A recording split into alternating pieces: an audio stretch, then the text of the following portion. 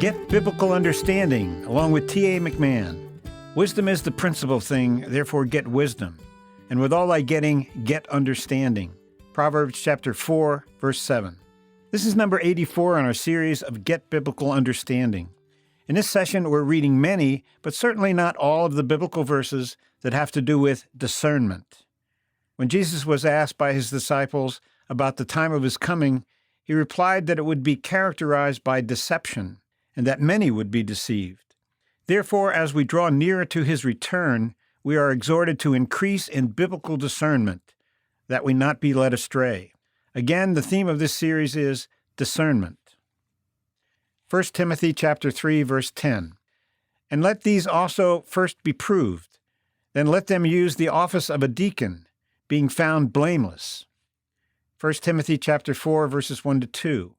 Now the Spirit speaketh expressly, that in the latter times some shall depart from the faith, giving heed to seducing spirits and doctrines of devils, speaking lies in hypocrisy, having their own conscience seared with a hot iron.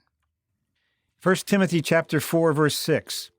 If thou put the brethren in remembrance of these things, thou shalt be a good minister of Jesus Christ, nourished up in the words of faith and of good doctrine, whereunto thou hast attained, that is, carefully followed.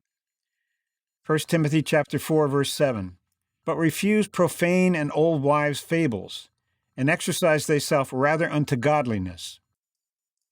1 Timothy chapter 4, verse 16. Take heed unto thyself and unto the doctrine. Continue in them, for in doing this thou shalt both save thyself and them that hear thee. 1 Timothy chapter 6, verses 9 to 10. But they that will be rich fall into temptation and a snare, and into many foolish and hurtful lusts, which drown men in destruction and perdition. For the love of money is the root of all evil, which while some coveted after, they have erred from the faith, and pierced themselves through with many sorrows. 1 Timothy chapter 6, verses 20 to 21. O Timothy, guard what was committed to your trust, avoiding the profane and idle babblings and contradictions of what is falsely called knowledge. By professing it, some have strayed concerning the faith. 2 Timothy chapter 2, verses 16 to 18. But shun profane and vain babblings, for they will increase unto the more ungodliness, and their word will eat as doth a canker, of whom is Hymenaeus and Philetus, who concerning the truth have erred, saying that the resurrection is past already, and overthrow the faith of some. 2 Timothy chapter 3, verse 1. This know also, that in the last days perilous times shall come. 2 Timothy chapter 4, verse 5.